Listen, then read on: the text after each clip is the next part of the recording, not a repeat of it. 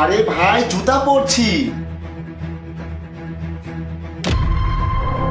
হ্যাঁ হ্যাঁ আমি আসছি, দেরি হবে না। এই ঘরে স্পিকার লাগানো আছে।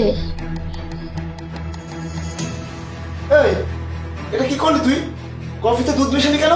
স্যার আপনিই তো বললেন দুধের জন্য। এক মিনিট, এই তুই জানিস না আমি প্রথমে কফি পান করি তারপরে দুধ পান করি? এখন যা কফি আর দুধ আলাদা করে নিয়ে আয়। ঠিক আছে স্যার।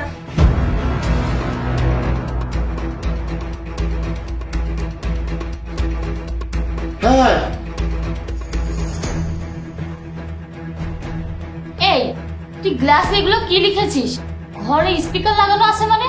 হ্যাঁ ম্যাডাম, স্যার আপনাকে ধরার জন্য ঘরে অনেকগুলো স্পিকার লাগাই দিয়েছে, হাই কোয়ালিটির স্পিকার। আচ্ছা ঠিক আছে তুই যা। আরে ভাই এত চিন্তা করো না, আমি বের হচ্ছি।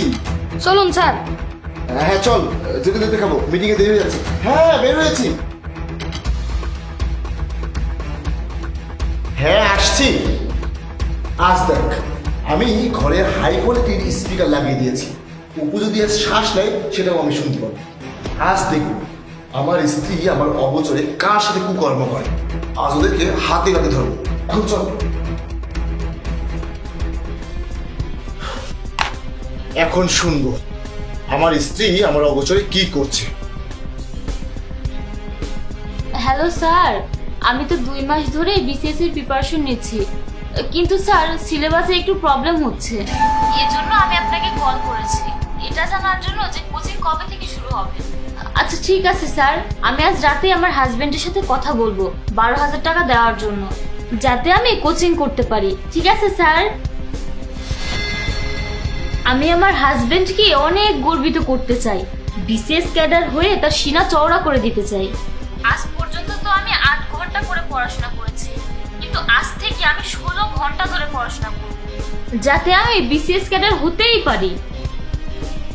আরে বাহ, আমার স্ত্রী বিসিএস এর প্রস্তুতি নিচ্ছে আর 8 ঘন্টা করে জোর মেহনত করে পড়াশোনা করছে।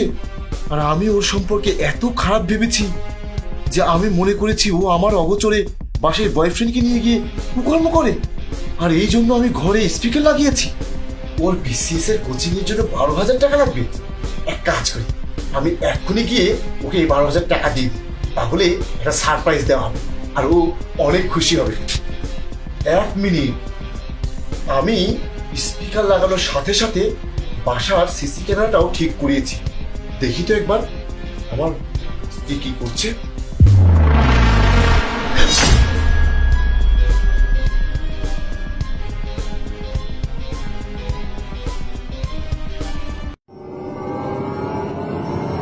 দাঁড়াও অপু,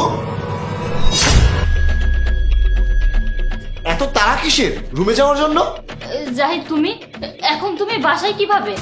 আরে তুমি কি ভেবেছো মিথ্যা কাহিনী বানিয়ে স্বামীকে শোনাবে যে তুমি বিসিএস এর প্রস্তুতি নিচ্ছ? আরে শোনো, আমি ঘরে স্পিকার লাগানোর সাথে সাথে ঘরে যে নষ্ট সিসি ক্যামেরা ছিল সেটাও ঠিক করে নিয়েছি। আরে এটা কি? শীত বাসায় বয়ফ্রেন্ডের সাথে বসে গল্প করছি আর মিথ্যা ফোনে কথা বলার বাহানা করে আমাকে ধোঁকা দিচ্ছে। ঠিক আছে, আজ আমি তোমার প্রস্তুতি কমপ্লিট করিয়ে দেব। তোমার খুব শখ হাজবেন্ডের কাছ থেকে 12,000 টাকা নিয়ে বয়ফ্রেন্ডের সাথে মাস্তি করার। এখন যাও, এই বয়ফ্রেন্ডকে সাথে নিয়ে আমার বাড়ি থেকে বের হয়ে যাও। এই 12,000 টাকা খরচ করে আমি তোমাকে ডিভোর্স করে দিব। ডিভোর্স পেপার তোমার বাসায় পৌঁছে যাবে। তোমার মতো চরিত্রহীন স্ত্রী আমি রাখবো না। আমার আগে থেকেই তোমার উপরে সন্দেহ ছিল, তাই আমি বাসায় স্পিকার লাগিয়েছিলাম আর তুমি চালাকি করেও ধরা খেয়ে গেলে। শোনো, পাপ কখনো চাপা থাকে না। বের হয়ে যাও আমার বাড়ি থেকে।